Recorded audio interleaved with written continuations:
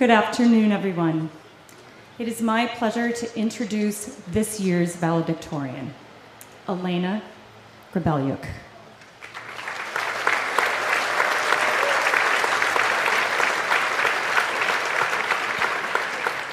For me, this moment is particularly special as I have watched Elena grow up at King from the moment she could walk. And to see her now as a sophisticated, talented, compassionate, almost graduate, it's such a privilege. And I know that all of her teachers and others who have watched her in our hallways all these years would agree with me. One of my favorite memories of Elena involves her long ago, very serious interest in what was then Mrs. Wagner's office. I remember Elena, sometimes dressed in little ballet outfits, dancing in and out of that office, sometimes grabbing a stuffed bear that Mrs. Wagner kept for her, sometimes, in fact, usually, getting a piece of candy, one at a time, as a special treat. Then she'd dance off, a big smile on her face, to her mom's office down the hallway.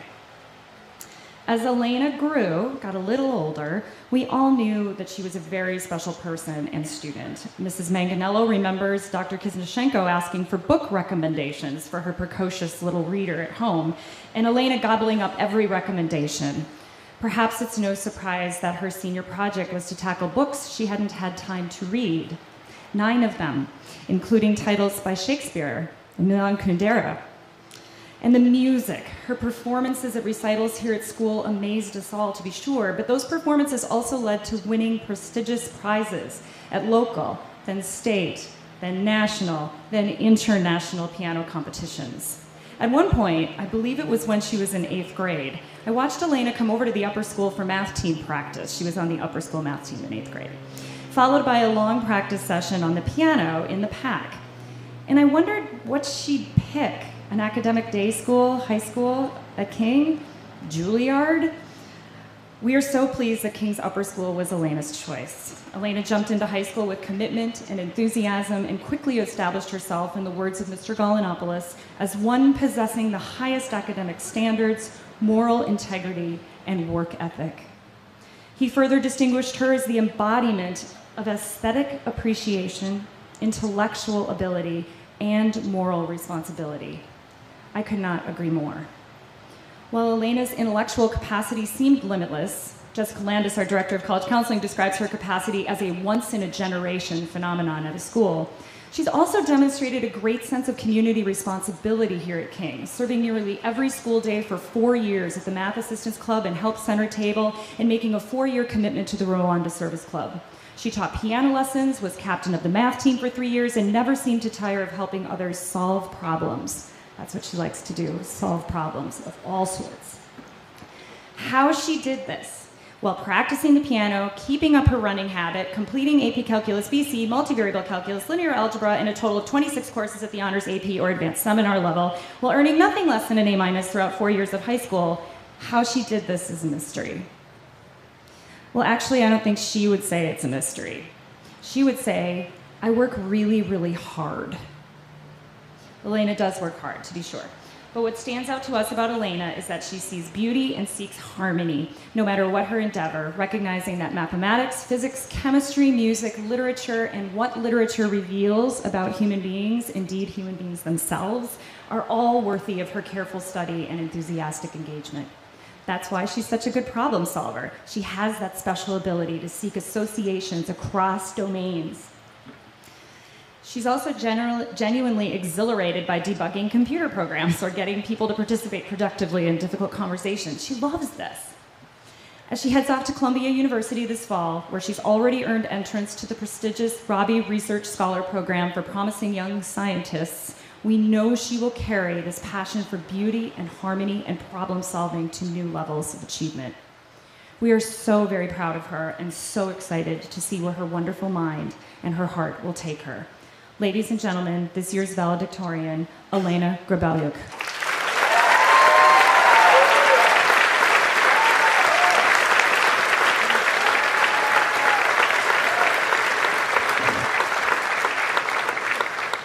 Thank you, Ms. Sadlowski, for that wonderful introduction.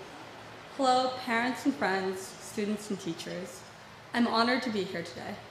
Before I get started, I'd like to express my appreciation to all of my teachers, friends, and family members who helped me to get to where I am right now, very nervously standing in front of you.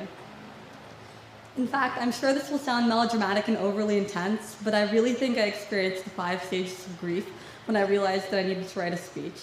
Denial, anger, bargaining, depression, and finally, not until very recently, acceptance. If you know anything about me, you could probably imagine this is probably one of my greatest fears. Having to speak here today and leave you with an entirely forgettable message or impart some kind of marginally well thought out argument. As someone who loves to read, as Ms. Sadlowski mentioned, several of the most important lessons that I've learned have been from literature. I truly don't think I'm qualified to give inspirational advice based on my own life experiences, but let me share with you 2 lessons, or rather 2 quotations, that had a strong influence on me during the past few years. This first one starts with Steinbeck. Though John Steinbeck is definitely not my favorite author, sorry Jamie, I did come across one paragraph, probably the only one, in East of Eden that I connected with.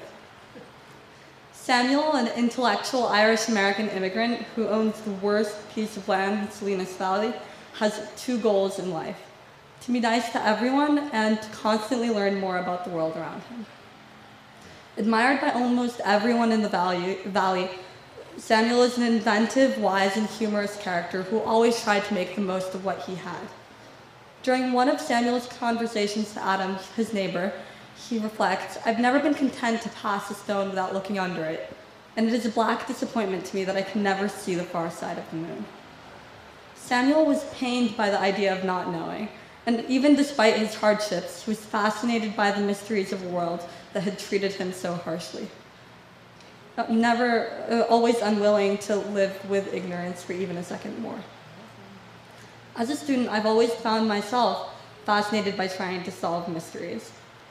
How to solve an equation, how to figure out the meaning of a short story, and more often than not, how to find a way to like John Steinbeck. As we continue our lives at college, it's my humble opinion that we should approach each new situation with undying curiosity, always striving to better both ourselves and understand the world around us. Okay, moving on to the next text I'm borrowing ideas from today, Shakespeare's Hamlet. In Hamlet, when Laertes, the son of Polonius, prepares to leave his home and return to university in France, his father leaves him with several valuable pieces of advice. He says, "Give each man thine ear, but few thy voice. Take every man's censure, but reserve thy judgment." Polonius' message was simple: be humble, accept criticism, don't judge others too harshly for their actions. After all, none of us really know what people around us are going through, and it would be awfully presumptuous to assume that we know more than we really do. If there's one principle I believe in most strongly, it's this: we should learn to accept people as they are, and instead of looking for flaws, always focus on staying positive and understanding. Truth be told, I used to judge people much more, and I would assume who would be my friend and whom I would want to hang out with. But it turned out that I was wrong a lot. We've essentially lived in a nice Fairfield County bubble for the last 18 years, and especially as we go to college and meet people with entirely different opinions, backgrounds, and experiences, it's important that we take each difference as an opportunity to expand our understanding of the realities of the world outside of our current community. I don't know if any of you remember Jonathan Richter's speech last year and his mockery of the ornamental wording of the King mission statement, but I think I'll give that particular document a break this year when it comes to satire. As we enter this rapidly changing world, we as a class should approach each opportunity with infinite curiosity, always maintaining a humble, accepting, and appreciative outlook as we quickly adapt to new situations. Now, some people might rant against the King virtues and insist that we won't remember each other in 6 months, but I'd respond by saying this: none of us would be where we are or have nearly the same bright futures ahead of us if it wasn't for the daily effort of our teachers and parents. Whether we like it or not, we have to admit that we've been inspired and influenced by Mr. Golanopoulos' passion for history, especially the Gilded Age, for some reason. Dr. Zovek's extensive knowledge of anthropology and literature, Dr. Giganti's contagious love for poetry and sarcastic approach to teaching, and Dr. Castonguay's clear and infectious love for chemistry.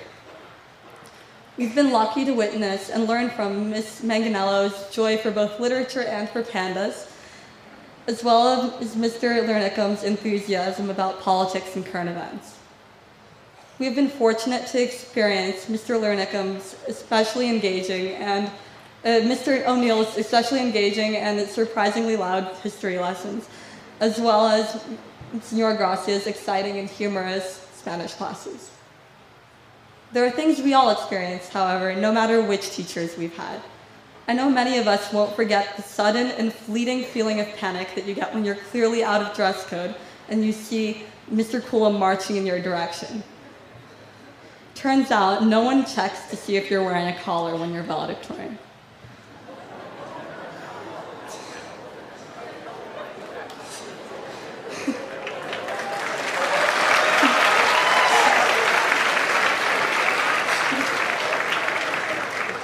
We've all been shaped and united by our time at King, and in a few years, we'll look back and see how lucky we were to go to school together.